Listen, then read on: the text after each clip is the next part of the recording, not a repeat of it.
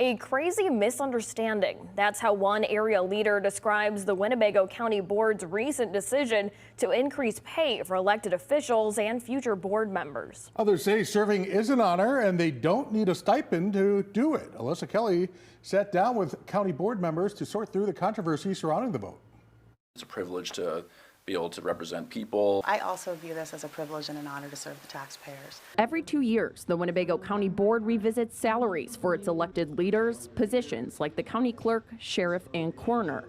But this year's vote on May 28th, according to one board member, came with a last-minute addition. It included salary increases for all county-wide positions, including board members. The county board member compensation was never a part of any publicly posted meeting or debate. It was something that came up at the last minute, which ultimately was the result of my voting no on the entire package. This was in no way a last-minute decision. Board member compensation and the compensation for other elected officials has been a constant stream of conversation since I've started serving on the board back in 2020. Under the amendment, board pay would increase in December of 2028 from $10,439 a year to $21,000. So it's just kind of been a philosophical belief that the stipend is there for the service, whatever you get, but it really is about the service and, not about the gainful employment aspect of being a part-time citizen legislator. Winnebago County Board member Angela Fellers understands why a 101% increase upsets taxpayers, but she says current salaries don't measure up. Board members in other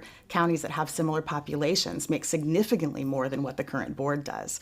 No board member is getting rich off of $10 an hour. She adds public service shouldn't be limited to people who are rich or retired. She says the board needs working people and families. And unfortunately, with the current compensation as it is, it doesn't even pay enough to cover childcare, which is, I think, directly reflected by the fact that out of 20 people, only 3 of us have school-aged children. Reporting in Winnebago County, Alyssa Kelly.